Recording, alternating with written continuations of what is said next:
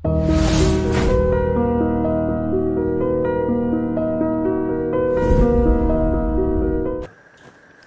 మరి మీరు ఫస్ట్ పూరి గారితో స్టార్ట్ అయిన మీ కెరీర్ తర్వాత ఎప్పుడు పూరి గారి సినిమాల్లో ఎప్పుడు మీరు కనబడలేదు, ఎందుకు? అది మరి నాకు కూడా అర్థమయ్యేది కాదు. అంటే ఒకటి ఏంటంటే ఫస్ట్ థింగ్ ఏంటంటే నేను టెలివిజన్ చాలా బిజీగా ఉండేవాడినండి. సినిమాల్లో ఎలాగంటే నెంబర్ ఆఫ్ డేట్స్ ఎక్కువ అడుగుతారు మామూలుగా మంచి రోల్ పడితే. సే ఫర్ ఎగ్జాంపుల్ 10-15 డేస్ అయితే అప్పుడు అలా అంతంత డేట్లు బల్క్గా ఇచ్చే పరిస్థితి ఉండదు. అని నేను చాలా బిజీగా ఉండేవాడిని స్టార్టింగ్.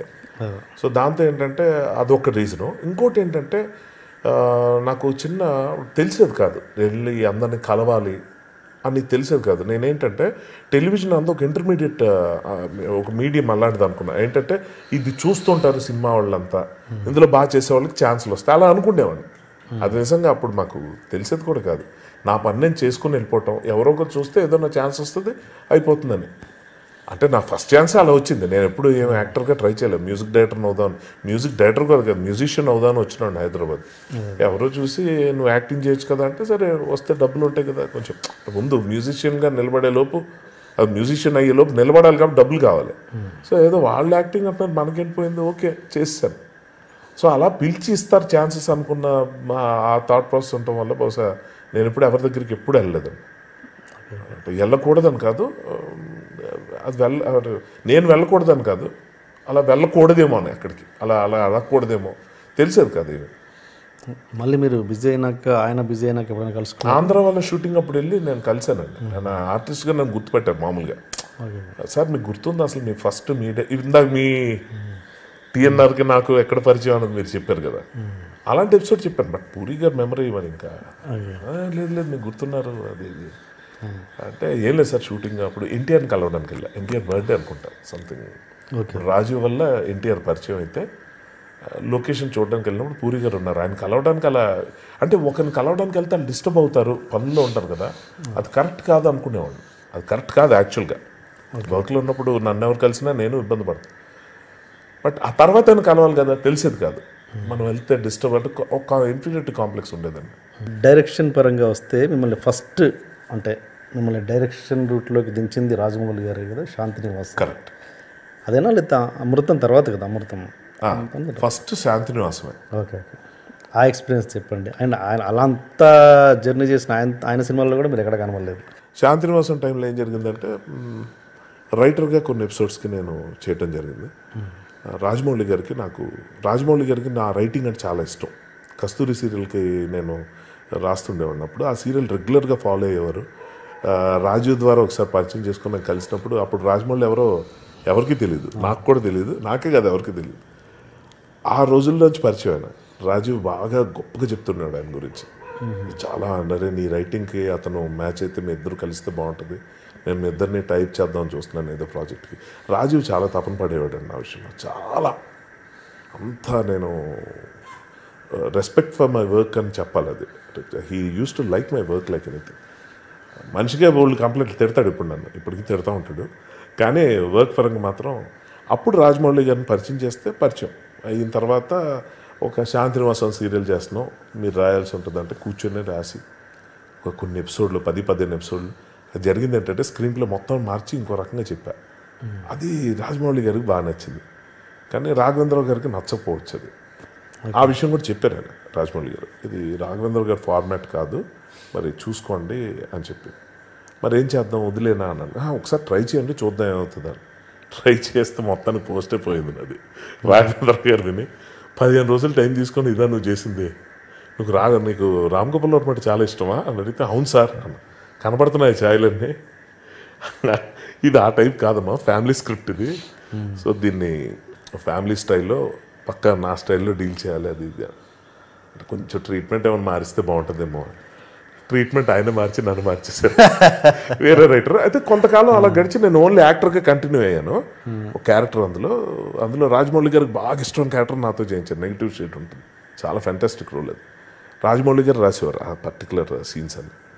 అదంతా బాగా వెళ్తున్న టైంలో ఆయనకి వేరే స్టూడెంట్ నెంబర్ 1 మూవీ ఆఫర్ రావటం. అప్పుడు ఇక్కడ ఎపిసోడ్స్, అప్పుడు డైలీ సీరియల్ అంటే ఎలాగంటే కట్టాక రిక్వైర్మెంట్ ఉండేది. అప్పుడు ముళ్ళపూడి వరా గారు, ఇప్పుడు లేరు సునీల్ వర్మ గారు అని ఒక ఆయన పెద్ద ఆయన, ఆయన జితేంద్ర అని కొంతమంది డైరెక్టర్స్ ఉండేవారు శాంతి నివాసంకి. అందులో ఏంటంటే పర్టికులర్గా నా సెపరేట్ ట్రాక్ ఉండేది, ఝాన్సీ గారిది నాది. సో దానికి నన్ను డైరెక్టర్ని చేయడానికి రాజమౌళి గారే సజెస్ట్ చేశారు రాఘవేంద్ర గారికి. రాఘవేంద్ర గారు పెద్దగా ఏం ఆలోచించలేదు, ఎందుకో మరి తెలియదు, అంటే వాళ్ళ నెసెసిటీ అలాంటిదో కాన్ఫిడెన్స్ ఏంటో తెలియదు. కానీ ఒక 2 ఎపిసోడ్లు చూసారండి నేను చేసింది. అసలు ఇంకా డిబేట్ లేదు ఆ రోజు నుంచి, నో లుకింగ్ బ్యాక్. స్క్రిప్ట్ ఏంటని మామూలుగా పొద్దున్న అడుగుతారు రాఘవేంద్ర గారు. ఒక 4-5 రోజులు చూసిన తర్వాత చేసేసే హర్ష, పర్లేదు నాకు చెప్పక్కర్లేదు అని చెప్పి ఎంకరేజ్ చేసి, అలాగా ఫస్ట్ నాకు డైరెక్షన్ ఛాన్స్ ఇచ్చింది రాజమౌళి గారు, ఇప్పించింది ఛాన్స్ ఇచ్చింది రాఘవేంద్ర గారు, డైరెక్షన్ నేర్పించింది రాజీవ్ కనకాల. ఆయన ఎట్లా? అది చాలా విచిత్రమైన ఎపిసోడ్, తిడతాడు క్యారెక్టర్ గురించి, కొడతాడు కూడా. బట్ ఇది చెప్పాలి, నాకు చాలా ఇష్టమైన ఎపిసోడ్. డైరెక్షన్ చేయటం అంటే నేను ఎలాంటి ఉండంటే అండి, నాకు ఏ ఛాన్స్ వచ్చినా నో చెప్పనండి. సపోజ్ అంటే మరీ టెక్నికాలిటీ, ఇప్పుడు కెమెరా హ్యాండిల్ చేయమంటే అది కొంచెం అది మన వల్ల అవ్వదు, అంటే ఎక్కడ బటన్ నొక్కితే ఏమవుతుందో తెలియదు కాబట్టి. బట్ బ్రెయిన్తో ఆలోచించి జస్ట్ ఎమోషనల్ ఆస్పెక్ట్లో ఏదైనా ఉందనుకోండి, యాక్టింగ్, రైటింగ్, డైరెక్షన్, ఇలాంటి వాటిలో మీరు ఏ ఆఫర్ ఇచ్చినా చేసేస్తాను. అండ్ ముందు you can't hear no for an answer, no అని మాట రాదు. లేదండి ఆలోచించి రేపు చెప్పొచ్చా, చేస్తున్నా, చేయట్లేదు, అంతే. సో ఆ దీంట్లో నాకు ఆఫర్ రాగానే డైరెక్షన్ సైడ్ నేను వెంటనే చేస్తాను సార్ అనేసి అయిపోయింది. కానీ ఎలా చేయాలో తెలియదు. అంటే చూస్తున్నాం రోజు షూటింగ్, అప్పటికి చాలా అనుభవం ఉంది. కానీ రాఘవేంద్ర గారికి మనం డైరెక్షన్ చేసేటప్పుడు ఏం చేయాలి, ఎలా చేయాలి, రాజు ఇంటికి వెళ్ళిపోయాడు డైరెక్ట్గా. రేపటి నుంచే షూటింగ్, ఈరోజు ఈవినింగ్ 5 o'clock ఎంతకో అయిపోయింది డిస్కషన్, రేపటి నుంచి షూటింగ్ చేస్తే అన్నారు. రాజమౌళి గారి దగ్గరికి వెళ్ళి నేను కొంచెం నసగా, సార్ ఆయనకి ఎలా ఉంటుందంటే చాలా స్పీడ్ రాజమౌళి గారు. ఏంటి అన్నాడు. సరే ఇప్పుడు ఈ డైరెక్షన్ అది అంటే చేసి పర్లేదు, అయిపోతుంది, రేపు అయిపోతుంది, అట్టక్ మన అలా. ఆయనకి ఏంటంటే చాలా ఫాస్ట్గా ఆలోచిస్తుంటాడు, నేను స్లోగా చెప్తున్నా మ్యాటర్. అంటే ఇప్పుడు డైరెక్షన్ ఒప్పుకున్నాను కానీ ఇప్పుడు అది ఎలా చేయాలి ఏంటి ఏదో అన్నా, అది చేసే నీకు తెలుసు చేసే అలా ఏదో అన్నారు. అమ్మా ఇది కాన్ఫిడెన్స్, ఆయన అవసరమా, దేనికి ఇది అవుతుంది. సరే రాజీవ్ ఇంటికి వెళ్ళాను. వెళ్తే ఏంట్రా ఒకసారి బయటికి రానితో మాట్లాడాను, పిలిచి ఇది విషయం. ఓ వెరీ గుడ్, డైరెక్షన్ చేయాల్సి వచ్చిందా, వెరీ గుడ్, వచ్చింది, నీకు చిన్న హెల్ప్ చేయాల్సి ఉంటుంది, చెప్పురా ఏంటిది. డైరెక్షన్ అంటే ఏంటి, ఎలా చేయాలి. ఒకసారి చూసాడు, డైరెక్షన్ అంటే ఏంటి అంటే అన్నాడు. కాదురా అంటే డైరెక్షన్ ఎలా చేస్తారు ఏంటి, అసలు డైరెక్షన్ అంటే డైరెక్టర్ అంటే ఏం తెలుసుకోవాలి. కాదు ఎప్పుడు నేను షూటింగ్, రేపు మార్నింగ్. మరి ఇప్పుడు ఇవన్నీ అడుగుతున్నావు అంటే ఎప్పుడు చెప్పాలి ఇదంతా. కాదు అక్కడ పార్క్లో కూర్చున్నాం, ఒకసారి చెప్పాను. ఏం మాట్లాడలేదండి, నువ్వు పద అన్నాడు. సైలెంట్ తీసుకెళ్ళి పార్క్ బెంచ్లో కూర్చోపెట్టి ఏరా మా నాన్నగారు పెద్ద టీచర్, ఇక్కడికి వచ్చేవాళ్ళు అందరూ 1 year 2 years తీసుకుంటారు డైరెక్షన్ నేర్చుకోవడానికి. ఒక్కొక్క దగ్గర ఇన్ని ప్రాక్టికల్స్ ఉంటాయి, ఇన్ని థియరీలు ఉంటాయి, ఇన్ని వర్షన్స్ ఉంటాయి, ఎంతోమంది గురువులు ఉన్నారు. వీళ్ళందరినీ వదిలేసి నువ్వు అర్ధరాత్రి ఆల్మోస్ట్ రాత్రి పడుకుంటున్న టైం నువ్వు తలుపు కొట్టి బయటకు వచ్చి ఒకసారి 10 రూపాయలు ఇవ్వనట్టు డైరెక్షన్ అంటే ఏంటో చెప్పంటావా. సో బుద్ధి ఉందా నీకు, ఏం అడుగుతున్నావు తెలుసా నీకు అంటే నవ్వుతున్నాయి. అదేంటి అలా ఎలా అడుగుతావు, నీకు తెలుసు కదా నువ్వు, మరి ఎలా ఇచ్చారు నీకు డైరెక్షన్ అని. నిజంగా తెలియదురా అంటే నా రైటింగ్ స్కిల్ నచ్చి, అంటే నేను నరేట్ చేసేటప్పుడే ఆల్మోస్ట్ లైక్ విజువల్లా చెప్తుండేవాడు, అది నచ్చి ఇచ్చారు. అది నాకు అర్థమైంది. కానీ తర్వాత ఏంటి, వాట్ నెక్స్ట్ అని తెలియట్లే.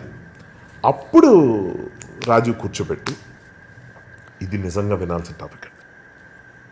ఇంకా ఆవిడకి అర్థమైపోయింది, దర్ ఇస్ నో చాయిస్, నువ్వు చెప్తావా నేను ఎక్కడ కూర్చుంటా, రేపు పొద్దున్న డైరెక్షన్ చేయాలి. అరే ఇలా ఎలా చెప్తావు, నా డైరెక్షన్ అంటే పెద్ద సముద్రం, నాకు అదేం తెలియదండి.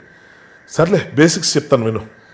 కెమెరా దగ్గరగా పెడితే క్లోజప్ అంటారు, దూరంగా పెడితే లాంగ్ షాట్, మధ్యలో పెడితే మిడ్ షాట్, పైన టాప్ షాట్ అన్న నోర్ముయి, ఈగల్ పాయింట్ ఆఫ్ వ్యూ చెప్పేది నువ్వు, మధ్యలో దూరం ఇదే వద్దు చెప్పు నువ్వు, అని eagle point of view, top angle అంటారు.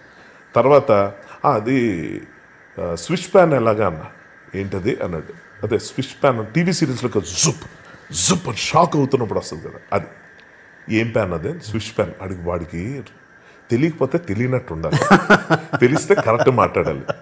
అక్కడ ఇక్కడ వినేసి ఏదేదో మాట్లాడితే వాడికి అందులో పెద్ద మాస్టర్ కొడుకు, పైగా వీడియో చిన్న మాస్టర్, దాన్ని స్విచ్ ప్యాన్ రన్నరు విజ్ ప్యాన్ అంటారు.